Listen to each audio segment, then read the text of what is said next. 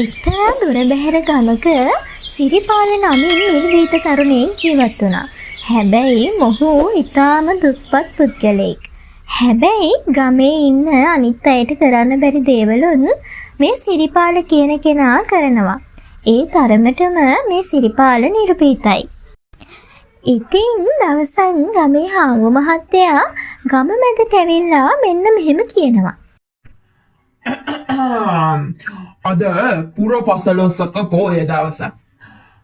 ගමේ කනත්තේ මැද තියෙනවා නේද නුග ගහක්. අන්න ඒ නුග ගහට මෙන්න මේ පිහිය කොටලා එන එකාට මම දෙනවා රන් මසුරන් 8ක්. ඒ කතාව අහපු ගම්මුණන් එකිනෙකාගේ මූණ බලාගත්තා. මොකද ඒ කනත්ත ඒ තරමටම වෙහෙසුනේ. රෑට තියා දවල්ටවත් මිනිස්සුයි කනත්ත ගාවින් යන්න බයයි. ඒ කනත්තට ගිය කෙනෙක් ආපහු ඇවිල්ලා යහතින් නම් ඉන්නේ නැහැ. ඒත් එකපාරටම සිරිපාල ඉස්සරහට ඇවිල්ලා හාමු මහත්තයා මම මේ වැඩේ කරන්නම් කියලා එයා බාරගත්තා. දවස ගෙවිලා රාත්‍රිය උදා වුණා. සිරිපාල හෙමින් කනත්ත දෙසට පියමනින්න පටන් ගත්තා. පුර පසළොස්වක පෝය දවසක් නිසා හඳ පායලා හඳ එළිය හැම තැනම විහිදලා තිබුණා. හැබැයි කනත්ත දෙසින්නම් ආවේ පරණ සුපුරුදු මෝසල පෙනුමමයි. කනත්තට ඇතුල් වෙද්දිම දැනුණු සීතල සුළඟින් සිරිපාලගේ බය ටික ටික වැඩි වෙන්න ගත්තා. එයාගේ අතේ තිබුණු පිහිය තදින් මිරිකලා අල්ලගත්තා. කොහොම වුණත් Taman බාරගත්තු වැඩේ කරනවයි කියලා හිතාගෙන සිරිපාල කනත්ත මැදටම ගිහිල්ලා නුග ගසේ මේ පිහිය කෙටුවා. ඉතින් සිරිපාලගේ රාජකාරිය අවසానයි. එයා ඉක්මනටම ආපහු යන්න කියලා හැරෙද්දිම සිරිපාල මාවත් එක්ක කලයා. දෙයනේ හොල්මනක් නේද? සිරිපාලට කර කියා ගන්න දෙයක් නැති වුණා. සිරිපාල ඉක්මනින්ම උඩ බැලුවා. උඩ ගහේ අත්තක තිබිලා කළු පාට මල්ලන් සිරිපාලගේ දෙපා මුලට වැන්නා.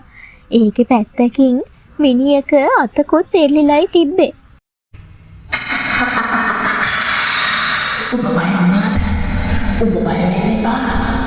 මම උඹට කල්පනයක් කරන්නේ. මම දෙතරගෙන වරවුල්ට ඵලයා. මම උඹට උදව් කරන්න.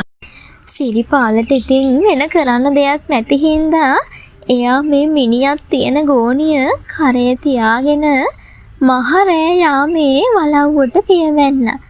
කොහොමද ඉතින් මිනිහා කරේ තියාගෙන රෑ 12ට විතර පාරේ යනකොට දැනෙන හැඟීම? ඔන්න මේ හොල්මන නම් ටිකක් හොඳ හොල්මනක් වගේ.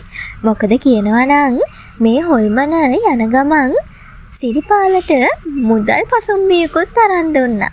ඒ ගමේ ඉඳපු මසුරු මුදලාලිගේ ගෙට පැනලා තමයි ඒක අරන් දුන්නේ. සිරිපාල ටිකෙන් ටික වලව්වට රංගුණා.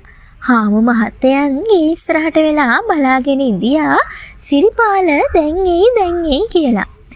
කොහොම හරි සිරිපාල හාමු මහත්තයාට කිව්වා මම මට පවරපු වැඩේ කළා. ඒ වගේම මට අලුත් යාළුවෙකුත් හම්බුණා කියලා. එහෙම කියන ගමන්ම සිරිපාල එයාගේ පිටේ තිබුණු මල්ල බිමින් තිබ්බා. මල්ල ලිහලා බලපුව හාමු මහත්තයාට හිතා ගන්න බැරි වුණා මේ මොකද්ද මේ කියලා. මල්ල ඇතුලේ තිබුණේ ඇටකටු ගොඩකුයි සල්ලි මල්ලකුයි. ඉතින් මල්ල අරිනවත් එක්කම සල්ලි මල්ල එළියට විසික්කුණා. නුඹ මාව මරාගත්තා. අද මම මෙතනට මට මෙතන ඉන්න සිරිපාල උදව් කළා. සිරිපාල උඹ මේ සල්ලි කරන් බලයක්. අද නුඹ මාව මරාගත්තුන්ට දඩුවම් වෙදින්න නුඹට සිද්ධ වෙනවා.